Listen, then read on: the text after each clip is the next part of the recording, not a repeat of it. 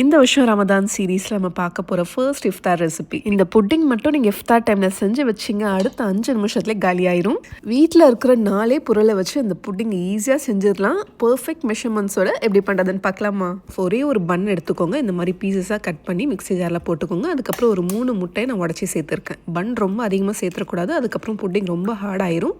Bread எடுத்திங்கன்னா just 2 bread எடுத்தாலே போதும். 1 கப் அளவுக்கு பால் சேர்த்துட்டு ஒரு 1/4 கப் அளவுக்கு கண்டென்ஸ் மில்க், ஒரு 1/4 கப் அளவுக்கு சர்க்கரை. உங்களுக்கு எவ்வளோ ஸ்வீட்னஸ் வேணுமோ நீங்கள் பார்த்து சேர்த்துக்கோங்க. ஒரு 1/2 டீஸ்பூன் அளவுக்கு வெனிலா எசன்ஸ். இப்போ இதை நல்லா பிளெண்ட் பண்ணி எடுத்துக்கலாம். இப்போ சுகர் கேரமலைஸ் பண்ணுறதுக்காக ஒரு 1/4 கப் அளவுக்கு சுகர் சேர்த்துட்டு ஒரு ஃபியூ ட்ராப்ஸ் தண்ணி சேர்த்துட்டு ஃபஸ்ட்டு நீங்கள் மிக்ஸ் பண்ணக்கூடாது. நல்லா சுகர் மெல்ட் ஆனதுக்கப்புறமா இந்த மாதிரி மிக்ஸ் பண்ணி விடுங்க. இதோட லைட்டாகவும் இருக்கக்கூடாது, இந்த கலரோட டார்க்காகவும் இருக்கக்கூடாது. இந்த மாதிரி ஸ்டேஜில் இப்போ நம்ம உள்ள ஊற்றிடுங்க. இப்போ புட்டிங் நம்ம ஸ்டீம் பண்ணி எடுக்க போகிறோம். இப்போ நம்ம அந்த மிக்சரை ஃபில்டர் பண்ணிக்கலாம். இப்போ இதை வந்து கவர் பண்ணிடுங்க ஃபாயில் பேப்பரால். ஒரு 30 மினிட்ஸ்க்கு ஹை ஃப்ளேமில் வச்சு நான் வந்து ஸ்டீம் பண்ணி எடுத்துக்கிட்டேன். 30 மினிட்ஸ்க்கு அப்புறமா ஓப்பன் பண்ணி பாருங்கள். ஒரு நைஃப் விட்டு பார்த்தீங்கன்னா இது வெந்துருச்சான்னு தெரியும்.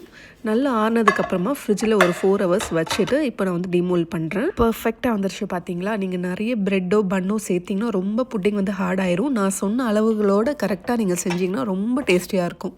இந்த மாதிரி ஸ்லைஸாக கட் பண்ணிவிட்டு ஒரு பீஸ் எடுத்து வாயில் போட்டு பாருங்கள். டேஸ்ட் அப்படி இருக்கும். இஃப்தார் டைமில் பண்ணுறதுக்காக ஒரு பர்ஃபெக்ட் டெசர்ட் இது. முக்கியமாக கிட்ஸ்க்கெலாம் ரொம்பவே பிடிக்கும். இந்த ரெசிபி பிடிச்சிருந்தா உங்களோட ஃப்ரெண்ட்ஸ் அண்ட் ஃபேமிலிக்கும் ஷேர் பண்ணுங்கள். இந்த மாதிரி நல்ல இஃப்தார் ரெசிபிஸ் பார்க்கணுன்னா நம்மளோட பேஜை மறக்காமல் ஃபாலோ பண்ணிக்கோங்க.